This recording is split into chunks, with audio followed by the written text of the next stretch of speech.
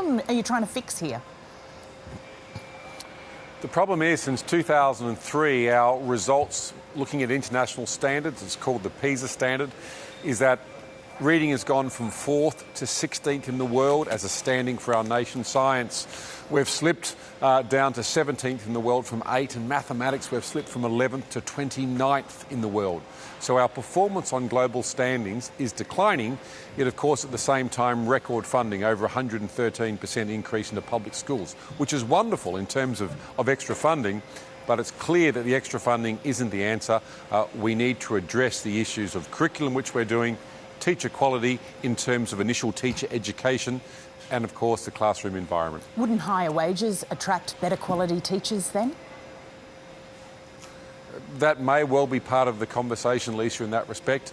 They're issues for the states and territory governments who employ the teachers, but the Commonwealth is working with states and territories on the curriculum, which we've just signed off on, but also importantly on how we get the initial teacher education right, and how do we attract high quality teaching or students graduating from school into the teaching profession. Why isn't the Education Minister, Tudge, making this announcement today?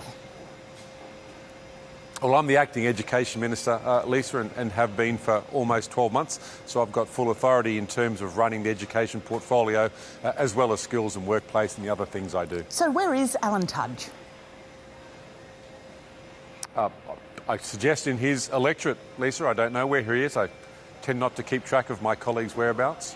Well, he is a frontbencher and the Prime Minister has said he's welcome back in Cabinet, but he's sitting on an electorate with a 10% margin, so he would normally be out campaigning elsewhere, but he's not in this because of the allegations that have sat over him and this question about the $500,000 payment.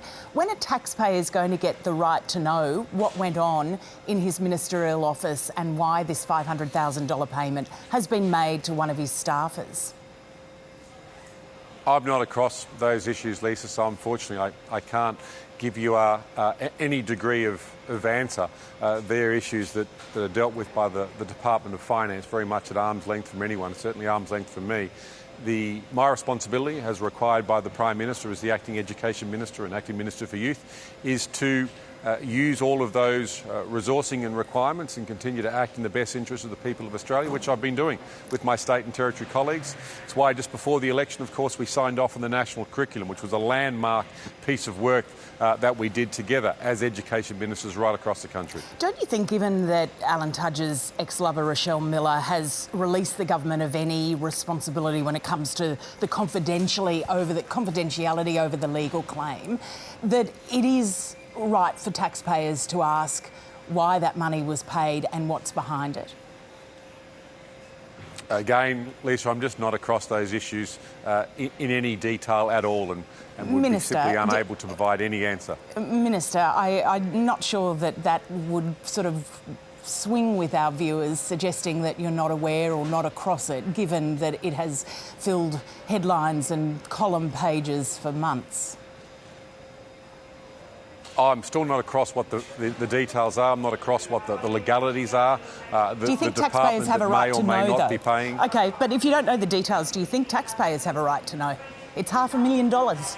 Something went on in a minister's office and $500,000 gets paid out.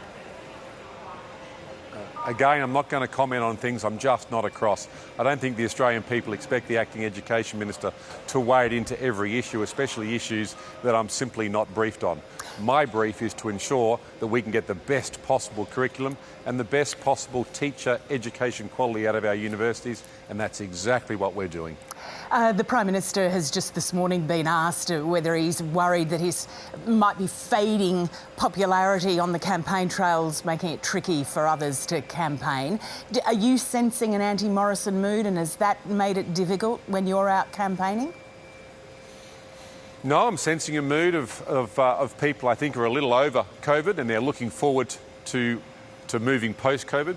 I think people understand there's a choice, and it's a serious choice. I'm standing at an airport, unfortunately, Lisa, because we're heading down to Tasmania to continue to talk through record investment in apprenticeships and trainees. But people are weighing that choice up, and they should, because the choice is really important. The economic results that the government is delivering, especially in low unemployment, are there for everyone to see, and that choice will be critical for voters on polling day. Yeah, and on the economy, we've seen economists this morning saying that it was budget spending and the amount of it that partly led to the RBA having to lift the cash rates 2 days ago. Doesn't that sort of go against the argument from the government that it was all external, global features that caused that cash rise, when you've got economists saying, actually, if you're going to pump all the money you did into the economy with that spending blitz, then this is what you're going to get? Well, the Reserve Bank Governor did not make that point. And if you look at the Reserve Bank Governor's statements, you won't find what you're alleging there in those statements. He makes it very clear that it is predominantly the external impacts, supply chain constraints, cost of containers, the impacts of a war in Europe that have led through to this. And you're seeing this right across the world, Leslie. You're seeing inflation's hitting 20 and 30-year highs globally, much higher in many jurisdictions than Australia. So these are external shocks. The world is dealing with these external shocks. I think the data also shows that Australia is dealing with this better than the vast majority of countries in the world. And of course, the rating agencies would agree with that statement. And Stuart, Robert, on the ICAC matter and the conversations that have been had over the last couple of days, what did the Prime Minister mean when he said that Australia would have a public autocracy if there was a federal body that was similar to the New South Wales one? If you look at the issue of ICACs, the bill we put forward and tabled in the Parliament to outline the sort of corruption commission we believe is appropriate, it's very much in line with what South Australia has put in place, which is supported by both sides of politics. We want to make sure that people's reputations aren't trashed prior to a hearing, that there should be due process first, and the South Australian model shows that very, very well, and the model we put forward is consistent, sound and fair. And do you think the New South Wales ICAC is a kangaroo court?